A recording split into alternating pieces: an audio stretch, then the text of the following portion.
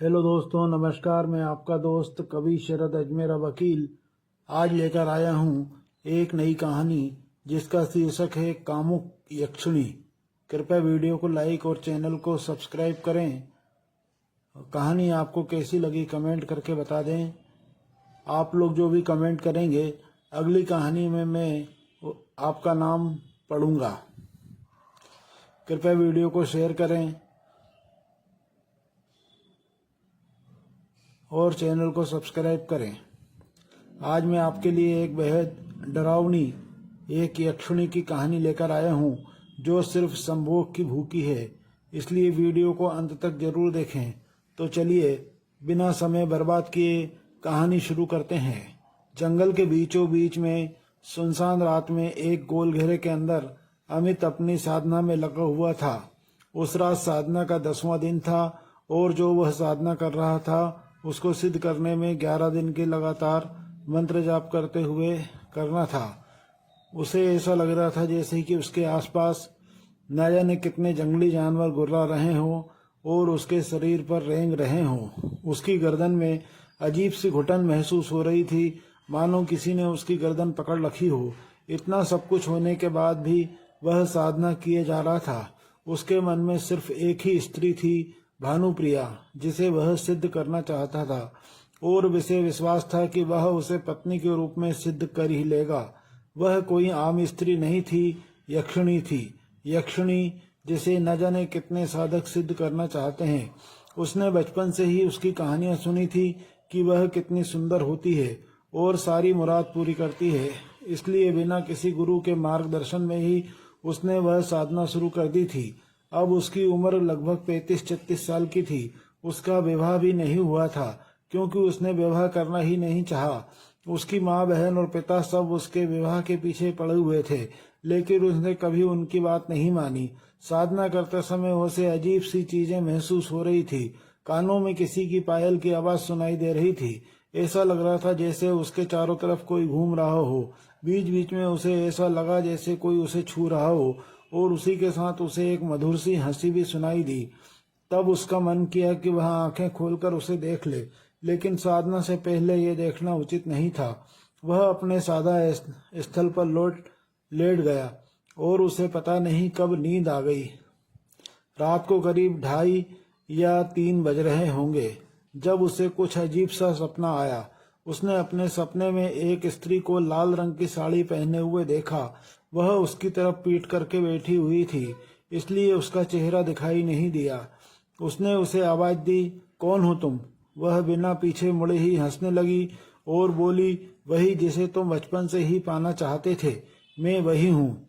उसकी बात सुनकर अमित हैरान हो गया और फिर समझ गया कि वह भानुप्रिया ही है। अमित ने खुश होकर उससे कहा, अरे तुम आ ही गई हो। वह हंसने लगी और बोली, अभी नहीं, तुमने अभी मुझे सिद्ध नहीं किया है, लेकिन तुम्हारी जिद देखकर लगता है कि तुम मुझे सिद्ध कर लोगे। यह कहकर वह न जाने कहाँ गायब हो गई और उसी वक्त अमित की आंखें खुली। वह जमीन पर लेटा हुआ था। उस गोल घेरे के बाहर उसे झाड़ियों के हिलने की आवाज आ रही थी। उसने सोचा कि कोई जानवर होगा। फिर वह वापस सो गया और अगले दिन शाम को अमित वापस सारी तैयारी करके साधना करने में व्यस्त हो गया। आंखें बंद करके वह मंत्र जाप कर रहा था। तभी किसी ने उसके कंधे पर अपना हाथ रखा, जिससे उसके स्पर्श से शरीर का रोम रोम खड़ा हो गया। वह हाथ बहुत ही कोमल थे और उसकी पूरी पीठ पर घूम रहे थे। मंत्र जाप में कोई दिक्कत न आए उसके लिए उसने अपने मन को उस स्पर्श के एहसास से हटाने का प्रयास किया, लेकिन जैसे जैसे वह हाथ उसे छू रहे थे वैसे वैसे वह अपने आप पर से काबू खोता जा रहा था। साधना पूरी करने के लिए उसे एक बार और मंत्र का जाप करना था। तभी उसे ऐसा लगा जैसे कोई उसकी गोद में बैठ गया हो और उसने अमित को जोर से थप्पड़ मारा हो। अमित ने ऐसा कुछ होने की कल्पना नहीं करी थी, लेकिन फिर उसने मंत्र जाप करना नहीं बंद किया। उसे पूरे शरीर में अजीब सा दर्द महसूस होने लगा।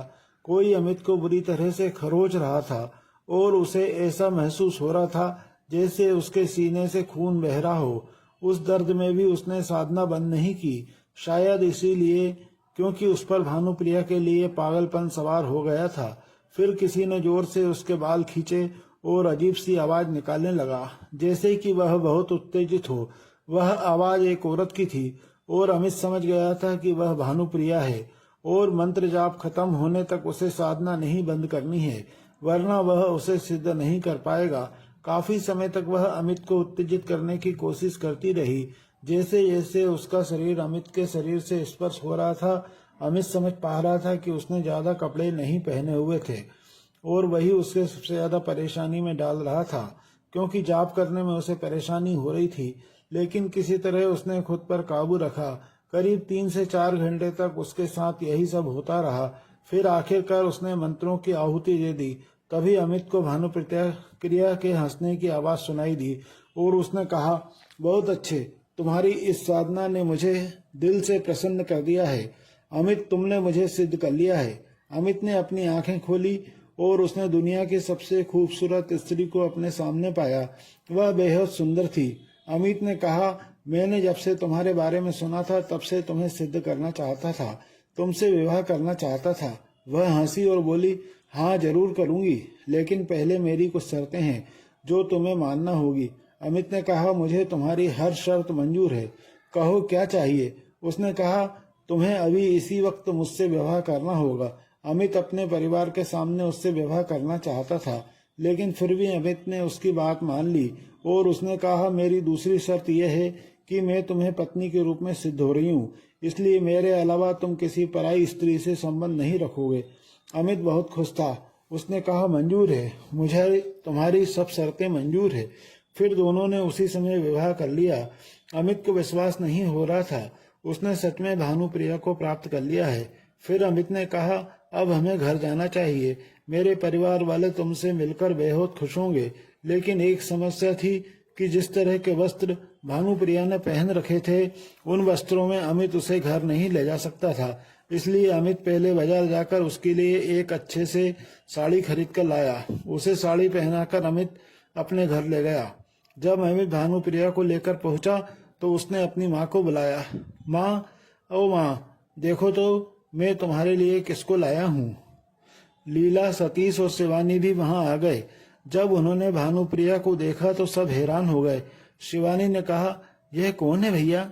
अमित ने कहा, अरे अपनी भाभी को नहीं पहचाना? कब से आप लोग मेरी शादी के पीछे पड़े हुए थे, तो मैंने शादी कर ली। यह भानुप्रिया है और इसी से मैं प्रेम करता हूँ। उसकी बात सुनकर सबके होश उड़ गए। उनके चेहरे पर गुस्सा भी था और खुशी भी, क्योंकि जाहिर सी बात थी कि अमित ने उन्हें बिना बताए शादी कर ली थी। सतीश ने कहा, यह क्या भैया, बिना बताए ही शादी कर ली? अरे हमें बताते तो क्या हम तुम्हारी शादी नहीं कराते? लीला ने कहा, अरे जाने दो, कोई बात नहीं, कम से कम मरने से पहले बहू का चेहरा तो देख लिया, लेकिन बुरा तो मुझे भी लग रहा है। अमित ने कहा, हाँ माँ, लेकिन स्थिति ऐसी बन गई थी कि हमें शादी तुरंत करनी पड़ी। शिवानी भानुप्रिया के पास आई और बोली, आपके माँ बाप को पता है कि आपने शादी कर ली? भानुप्रिया ने कहा, मैं इस दुनिया में बिल्कुल अकेली हूँ, मेरा यहाँ कोई नहीं है। यह सुनकर सबको बहुत बुरा लगा। लीला ने कहा, अरे नहीं नहीं, हम तो हैं तुम्हारे। शिवानी पास में जाकर अपनी भाभी को कमरे में ले जाकर बैठा दिया। शिवानी भानुप्रिया को कमरे में ले गई।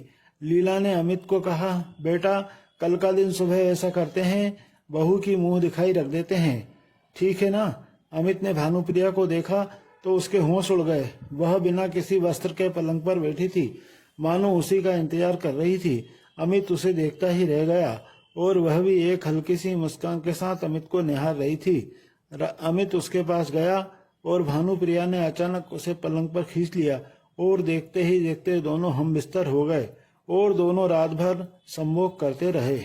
अगले दिन भानुप्रिया की मुंह दिखाई थी और शिवानी उसे तैयार कर रही थी। अमित के कुछ दोस्त भी उसके घर आने वाले थे, जो हमेशा अमित की शादी न होने का मजाक उड़ाते थे, और अमित इस बात से बहुत ज्यादा खुश था कि भानुप्रिया को देखकर सबके होश उड़ जाएंगे।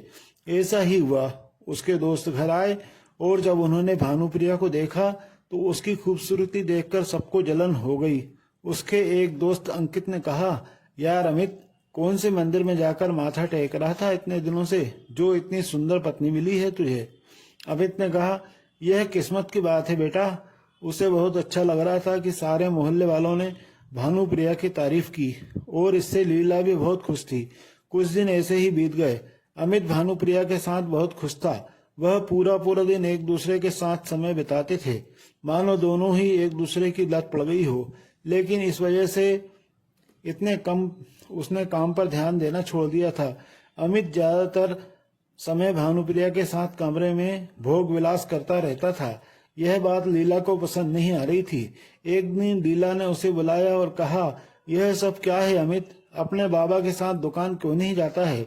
अरे कब तक वह अकेले काम करेंगे? माना तेरी नई नई शादी हुई है, लेकिन इसका मतलब यह तो नहीं कि तू कमरे से बाहर ही ना निकले। अमित दुकान जाकर अपने बाबा को बोला कि वह घर आकर खाना खा ले। अमित का मन तो नहीं था, लेकिन फिर भी वह चले गया। उसके जाने के बाद भानुप्रिया रसोई में गई और उसे देखकर लीला ने कहा, चलो तुम्हारे पे रसोई में तो पड़े, आज का खाना तुम बनाना और किसी चीज की जरूरत हो तो मुझसे कह देना। यह कहकर लीला भी अपने काम में लग गई। भानुप्रिया ने लीला को अजीब तरीके से देखा और शिवानी ने यह देख लिया। उसने कहा, क्या हुआ भाभी?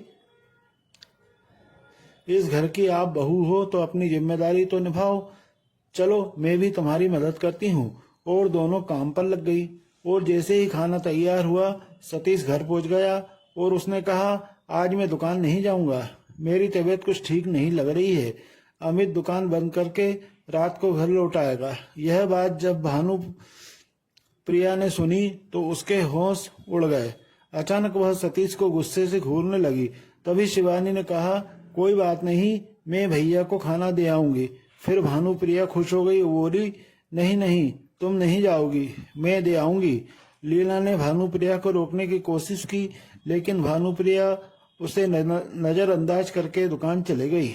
जब अमित ने उसे दुकान में आते देखा तो वह भी खुश हो गया और दोनों ने दुकान का दरवाजा बंद करके ही संभोग करना शुरू कर दिया। दुकान के अंदर से जो आवाज आ रही थी वह सुनकर आसपास रहने वाले लोग बात करने लगे। इसकी खबर लीला और सतीश तक पहुंच गई। लीला ने जब इसके बारे में जाना तो वह शर्मिंदा हो गई और उसे गुस्सा आ गया। अब भानुप्रिया के घर आने का इंतजार करने लगी। करीब 2 घंटे बाद भानुप्रिया घर आई। तब शाम के 4 बज रहे थे। लीला ने पूछा, इतनी देर क्यों लग गई आने में? भानुप्रिया ने कहा, दुकान में ग्राहक बहुत थे, इसलिए उन्हें खाना खिलाने में समय लग गया। लीला ने कहा, तुझे उसे खिलाना नहीं, खाना पहुंचाने के लिए भेजा था। मैं अच्छे से जानती हूँ तू क्या करने गई थी। मेरी बात ध्यान से सुन ले, तू अब अमित से दूर रहेगी। तेरी वजह से उसके काम का नुकसान हो रहा है। अब से तू रसोई में सोएगी, समझी भानुप्रिया? अब भानुप्रिया को यह बात बिल्कुल पसंद नहीं आई। उसने कहा, लेकिन वह मेरे पति है तो उनके साथ समय बिताने में क्या हर्जा है? लीला ने कहा, हर एक का समय होता है। तू बेशर्म की तरह दुकान में जाकर उसके साथ यह सब करेगी तो हमारी क्या इज्जत रह जाएगी? इसलिए अब अगले 1 महीने तू उससे दूर रहेगी। यह कहकर लीला वहां से चले गई। रात को करीब 8 बजे अमित घर आया और जब वह अपने कमरे में गया तो उसने देखा कि भानुप्रिया वहां नहीं है, तो उसे ढूंढते ढूंढते रसोई में पहुंच गया। वहां वह गुस्से में बैठी हुई थी। उसने पूछा, क्या हुआ? तुम यहाँ क्या कर रही हो? भानुप्रिया ने गुस्से में कहा, तुम्हारी माँ ने मुझे तुमसे दूर रहने के लिए कहा है। उन्हें पता चल गया है कि हम दुकान में क्या कर रहे थे।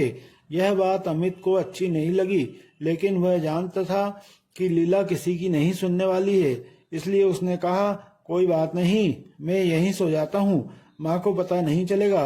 भानुप्रिया के चेहरे पर मुस्कान आ गई और अमित वहीं सो गया। आधी रात बीतने के बाद उसे लगा कि भानुप्रिया उसे स्पर्श कर रही है। वह खुद भी उसे स्पर्श करने के लिए मचल गया।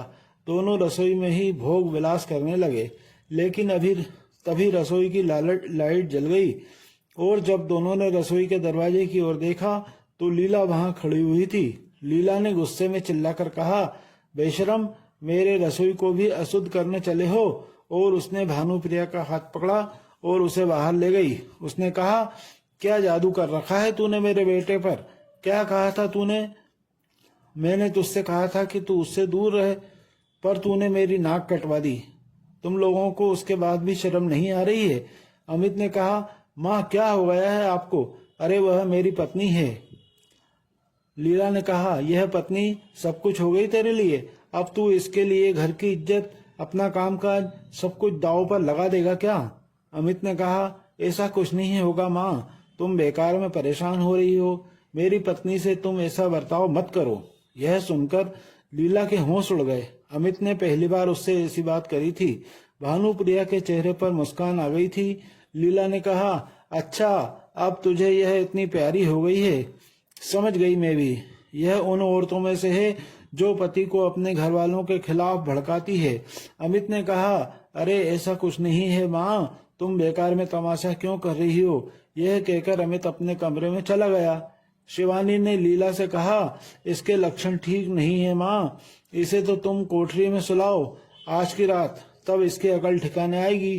तो उसने जो देखा वह देखकर उसके होश उड़ गए। रसोई में भानुप्रिया थी, जिसे उसने रात को कमरे में बंद कर दिया था और चाबी भी उसके पास थी। उसने कहा, तू बाहर कैसे आ गई भानुप्रिया? और उसने उसकी ओर देखा तो अजीब तरह से मुस्कुराकर बोली, माँ जी, आपको क्या लगता है कि आप मुझे कमरे में बंद कर देंगी और सब कुछ सही हो जाएगा? आप जानती नहीं है मुझे, मैं आपको एक सलाह दे रही हूँ कि मेरे और अमित के बीच में आने की कोशिश मत करिएगा, वरना बाद में मत कहना कि मैंने चेतावनी नहीं दी। यह कहकर वह चले गई और लीला के पसीने छूट गए। 2-3 दिन फिर ऐसे ही बीत गए और लीला ने देखा कि शिवानी की तबीयत कुछ सही नहीं है। उसने पूछा, क्या हुआ शिवानी, तू ठीक तो है ना? शिवानी ने कहा, नहीं माँ, 2-3 दिन से मुझे हर रोज उल्टियां हो रही है और शरीर में बहुत भयानक दर्द होता है। इस बात पर भानुप्रिया हंस पड़ी और यह चीज अमित ने भी देखी कि लीला ने कहा, पहले क्यों नहीं कहा, चल डॉक्टर के पास चलते हैं। लीला उसे डॉक्टर के पास ले गई और अमित ने भानुप्रिया से कहा, यह सब क्या है? कहीं उसकी तबीयत खराब होने के पीछे तुम्हारा हाथ तो नहीं है? भानुप्रिया ने कहा, जो भी हमें अलग करेगा उसका यही हाल होगा। अमित ने कहा, वह हमारे घर वाले हैं, वह बुरे नहीं हैं। भानुप्रिया को उस पर भी गुस्सा आने लगा क्योंकि वह अपने परिवार की तरफदारी कर रहा था। उसने कुछ नहीं कहा बल्कि अमित को लेकर कमरे में चली गई और उसके साथ हम बिस्तर होने की कोशिश करने लगी। लेकिन अमित उस समय यह नहीं चाहता था, इसलिए वह उससे दूर जाने की कोशिश करने लगा, जिससे भानुप्रिया को और गुस्सा आया। भानुप्रिया ने जबरदस्ती खुद को संतुष्ट करने की कोशिश की और उसके ऊपर जाकर बैठ गई। उसने अमित के बाल पकड़ रखे थे और उसकी आंखों में देख रही थी। फिर अचानक से अमित को कुछ होने लगा और उसके चेहरे के भाव बदलने लगे और वह भी विलास में डूब गया। एक दूसरे को संतुष्ट करने के बाद वह दोनों कमरे से बाहर आ गए और तभी लीला और शिवानी भी घर आ गए।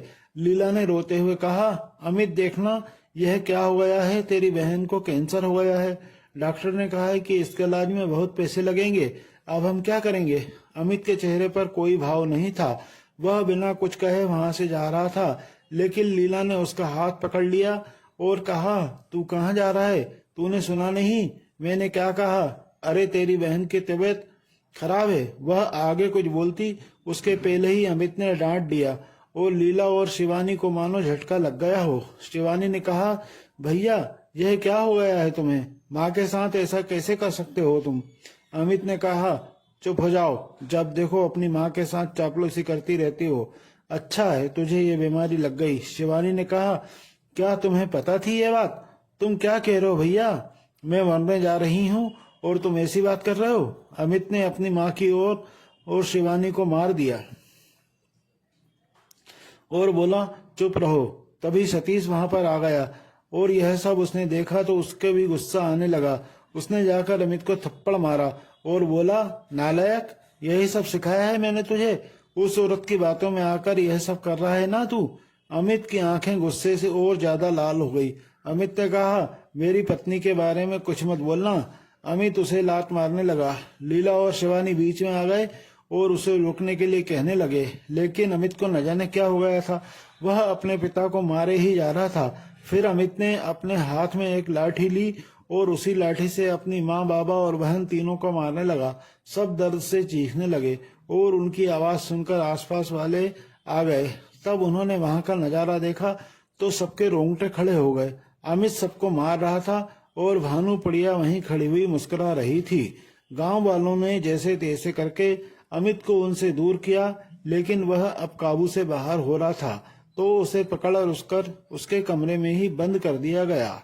शिवानी, सतीश और लीला को बहुत चोट आई थी। उन्हें तुरंत डॉक्टर के पास ले जाया गया। वहीं भानुप्रिया वापस फिर से कमरे में जाकर अमित के साथ संभोग करने लगी। लीला, सतीश और शिवानी अस्पताल में थे और उनके साथ गांव का एक आदमी भी था। लीला ने कहा, पक्का उस औरत ने हमारे बेटे पर कोई जादू टोना किया है, हमें तुरंत कुछ करना होगा। तभी सतीश ने कहा, हाँ, हमारा बेटा ऐसा बर्ताव कभी नहीं करेगा। तभी उस आदमी ने कहा, अगर ऐसा है तो आपको तुरंत नित्यानंद बाबा के पास जाना चाहिए। लीला ने पूछा, वह कौन है? उस आदमी ने कहा, वह बहुत बड़े तांत्रिक हैं। अभी कुछ दिन पहले ही पास के एक गांव में आए थे, शमशान में ही रहते हैं। वह बहुत ज्यादा जानकार हैं। इन सब चीजों से उसकी बात मानकर तीनों उस आदमी के पास शमशान चले गए, जहां वह बाबा मिल गए। लीला ने उन्हें सारी बात बताई तो बाबा ने तुरंत किसी मंत्र का उच्चारण किया और कहा, हम तुम्हारे घर चलकर देखेंगे कि क्या मामला है। लीला ने कहा, हाँ बाबा, अभी चलिए। न जाने मेरे बेटे को क्या हो गया है, जो कभी ऊंची आवाज में बात नहीं करता था, आज वह हमें मार रहा है। तभी बाबा ने कहा, जो मैं सोच रहा हूँ, अगर वह हुआ तो तुम्हारे बेटे को कोई नहीं बचा पाएगा, मैं भी नहीं। यह सुनकर तीनों के दिल दहल गए। बाबा के साथ तीनों घर पहुंचे। वहां से अमित की जोर जोर से चीखने की आवाज आ रही थी और सब बहुत ज्यादा डर गए।